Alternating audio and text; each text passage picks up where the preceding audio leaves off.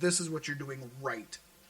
Then our main event, which is an okay main event, I'll give it that. American Alpha versus the Usos non-title match. I mean, right away when it's non-title, you already know that the champions are going to lose. Right. That's 90% of the time, so you kind of figured that out.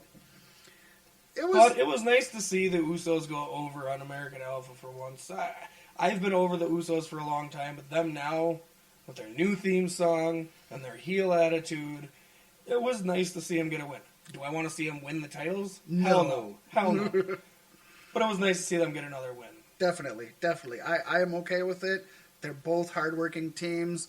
Like you said, I'm kind of over the Usos, but they're working hard to change the perception of what they were into what they are, because they kind of got pigeonholed in there with Roman Reigns, and everybody thought that was going to boost them, and it ended up killing them, and it kind of ended up killing their momentum. So they've had to work their way back up, and I think they're doing a pretty decent job of it.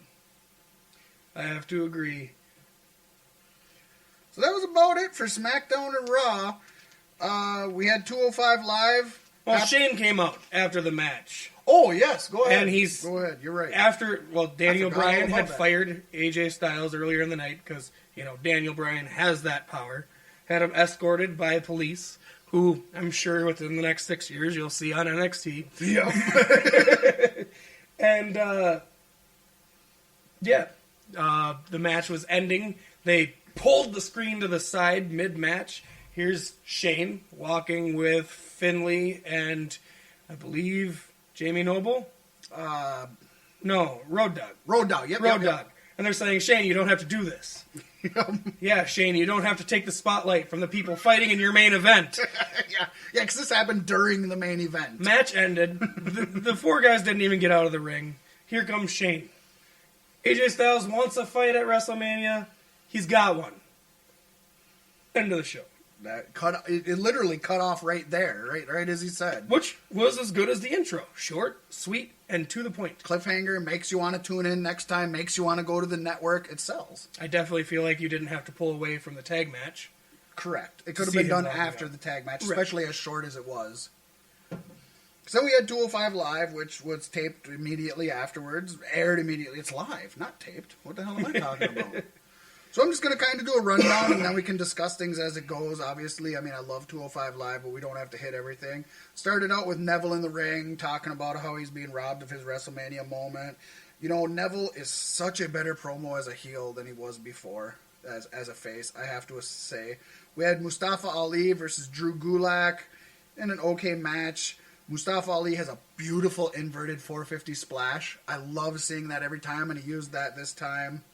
Noam Dar and Arya Daivari were seen backstage getting ready for their match against Swan and Jack Gallagher. And I loved Swan and Gallagher coming down to the ring. Yes. Finally got Gallagher to do the Swan dance. And you could tell they've been working on it for a few weeks. Gallagher did better than I would have done, I think. Yeah. He owned it. He made it his own. Yeah, right. He did it white guy style, and it worked well for him.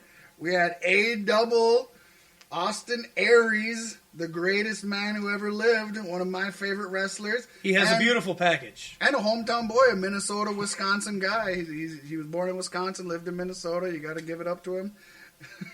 A-double, come do a podcast. Come do a podcast. Come and talk with us. Chill with us. Hang out with us. We could be friends. You could even co-host an episode. He was facing Akira Tozawa, Anthony Nese, T.J. Perkins, and the man formerly known as Spanky, the Brian Kendrick, in a really good match. I'll admit, for a five-way match that I thought was going to be a throwaway. Yeah, I thought it was going to be just another hit-and-run, spots here and there, but nothing major. It turned out to be a knockdown, drag-out fight, and it was wonderful. It was elimination style for starters, and that always makes for a fun angle. It's much better, especially, like, this wasn't for the title, but it's for the number one contendership, so it makes it seem important. Mm-hmm. And that's one thing I've been saying lately, or in the last few years, is I want to see more like Fatal 4-Ways, triple threats to get you up to that, because it leaves you so much room. I mean, it's still predictable as hell, Right. You could tell A-Double was going to win that. Well, yeah, we knew going into it that A-Double was going to win it, but I think it was okay, especially since it was elimination, because you didn't know who was going to get eliminated when and from who. Yeah. You know what I mean? When it's just, the fatal 5-way or whatever you want to say, where it's not elimination style, you almost know who's going to win, and you almost know who's going to take the pin. Right. Which is sad. This one you weren't really sure. The first person eliminated was Anthony Nese. And I think this match took, probably half of 205 Live, maybe. Yeah. Like, they gave a good chunk of it. Anthony Nese, or Tony Nese as he goes in WWE, was first eliminated by TJ Perkins by an armbar. That really surprised me. He worked it over, but not very long. So that was interesting. Tozawa was eliminated next. They did a beautiful spot where they did a Tower of Doom. And if you don't know what a Tower of Doom is, a Tower of Doom is basically where there's one guy who's sitting on top of the turnbuckle. Then you got another guy who goes up to the top to do a superplex. Then you do another guy who comes up under the second guy. I hope you're following me here. Almost in a powerbomb type maneuver. He literally puts his face in the guy's crotch. This isn't a sexual thing. Get over it, okay? So they went for a Tower of Doom. But what was really cool was Kendrick was at the top. And when they did the Tower of Doom, instead of Kendrick just getting superplexed, if it will, he actually turned it into sliced bread off the top, which was kind of unique. I believe I've seen it before in like a Ring of Honor, Shikara, PWG. But it was unique to see it in a WWE match, even if it is 205 Live. I loved it. I love sliced bread. I love Brian Kendrick. And it was a beautiful spot. I'm glad they did it. TJ Perkins got eliminated because both Austin Aries and Brian Kendrick hopped on top of him and kind of double pinned him. After that, he ran into the ring. He was pissed. He was beating on Brian Kendrick. They got TJ Perkins out of there, and at the end, Austin Aries wins by discus forearm of all things. I was waiting to see the last chancery. The Brian Kendrick had him in a really good captain's hook, and you can roll a captain's hook through into a last chancery pretty fluidly and make it look really nice. And I thought that was going to happen. I'm not disappointed it didn't. That's where my mind's seen it going. And a discus forearm, and he won it. So Austin Aries is going for the title here at WrestleMania. So that should be interesting. That should be good. Match. I'm looking forward to it. I'm definitely looking forward to it. That was 205 Live. Do you have any more thoughts on that? No, I don't think so. I think it was a pretty solid 205 Live. I've only been watching for the last few weeks, really. I watched a couple towards the beginning, but it's been hit or miss. And I think now that A-Double's back in contention and not announcing, he was great as an announcer.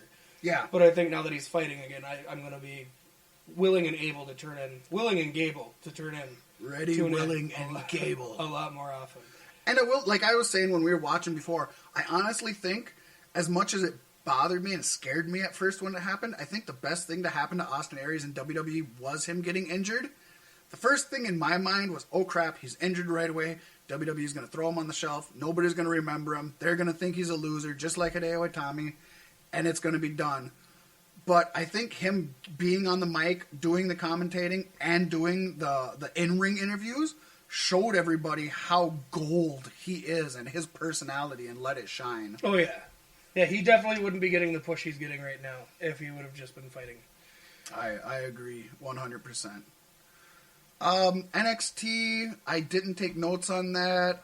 What was the big stuff that came out of NXT? Pretty much we Cassius Ohno versus glorious Bobby Roode. That was an amazing main event. Way better than I expected. I thought they were going to kind of hold back a little bit since this is, I believe, their first meeting in NXT, and I'm assuming they're going to have matches and takeovers. And so I didn't expect much. I'm looking forward to seeing a redo for TakeOver before Mania. Oh, yeah. And I think it'll be a solid match. They put on a great match. A better match than they had to put on. A better match than I expected from them. Yeah. Yeah, because they could have held this match almost off for TakeOver. They could have, definitely. Ember Moon and Asuka did some trash talking back and forth. Authors of Pain faced the Early Brothers, something. The other big guys. What else happened? Not a whole lot. No, No. That's the good thing about NXT, though. You can tune in and catch a few really good matches, and that's it. Yeah, definitely. Hit and done. You don't gotta watch 20 matches. You don't gotta sit through a whole bunch of talking. I liked it, and I really liked the main event, and I'm looking forward to seeing these matches at TakeOver. You know what? When they have just an hour to fill, I think it was a worthwhile hour. I enjoyed myself. I loved the main event. They ended the way they needed to, and they gave you some stuff in between. Speaking of worthwhile hour, I hope your time with us has been more than adequate.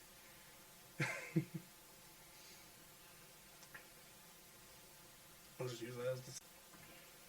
And with that, folks, we're actually going over on time when we were worried about being able to fill enough time. So that's great. I'm so happy about that. Yeah, this has been a lot smoother and simpler than we figured it would be. It's been a blast spending time with all of you. I've enjoyed all of you listening to us. I've enjoyed your company. I hope you come back week after week because you are now my best friend. We're going to have a festival of friendship, and you are all invited, and you will not be on my list. I promise. So tune in next week. Next week, we're going to have WrestleMania predictions that we wanted to do this week, but we don't have time, which is fine. I'm sure more stuff will develop in that time, and we're going to have more matches to talk about. It's going to be fun. You're not going to want to miss that. We're going to talk about the Hall of Fame inductions, how we feel about who's being inducted. Do we like it? Do we not like it? What do we remember about them? Who should be inducted? All of that good stuff. You're going to hear stuff you don't want to hear. You're going to hear stuff you agree with. You're going to have fun. You're going to laugh. You're going to cry. You're going to do everything you can have. You're going to feel every emotion under the sun. Believe me, believe it. We're going to reach through these speakers and touch you. Wow. That was my second wow of the night. And ladies and gentlemen, if you like what you're getting from us here at Beef Sticks, we've got more shows for you under Cloud Style Broadcasting. On Sunday mornings, about the noon hour, we have Northern Lights SOS, Stoned Out Sundays. It's just a little kind of inspirational self-catch-up podcast for myself and the strategy to keep you guys up to date with what's going on with us and just to get you prepared for the week ahead. Because, Sunday rolls around, nobody wants that Monday to come. No. Fuck Monday. You need a little positive boost before the week begins, and this is the positivity you need to get you through the rest of the week. And not only that, but on Thursdays is Beef Sticks. Thursday's Beef Sticks. Yes, every Thursday. Tune in every Thursday. Don't forget it. We're just adding 8 another p.m. plug. Yeah.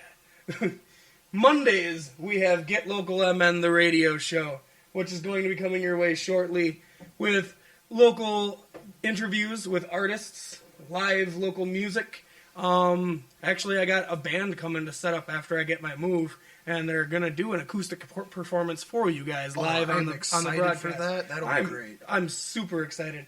Not only that, but on Get Local, we're gonna be doing album listening parties when artists have upcoming albums about to drop. They're gonna come in with us before anybody else gets to hear it, and we're gonna go through the album with all of you. We're gonna talk about the tracks. We're gonna talk about everything that went into the album, and it's just going to be your inside view into everything local Minnesota, and it's going to be wonderful. Everything's coming together very well, and all of this is paired up with our United State Radio. Every broadcast we do will be paired with an hour or two of all kinds of local music hits, past, present, future, from bands, rap stars, whatever. We are going to have it all, and we are accepting submissions. Artists, if you're listening to this, you can submit your MP3s to cloudstylebroadcasting@gmail.com. Can't plug that enough, because we want it all. We want all your music. We want to share it with the world, and we want the world to share it with you in the love. Cloud Style Broadcasting is blowing up. Folks, you want to get in on the ground floor. This is going to be the biggest web broadcasting network that is going to exist in a few years. You want to say you were listening from the beginning. Everything is amazing. Every show is on point. You have to be listening. You don't want to miss an episode because you don't know what you're going to miss.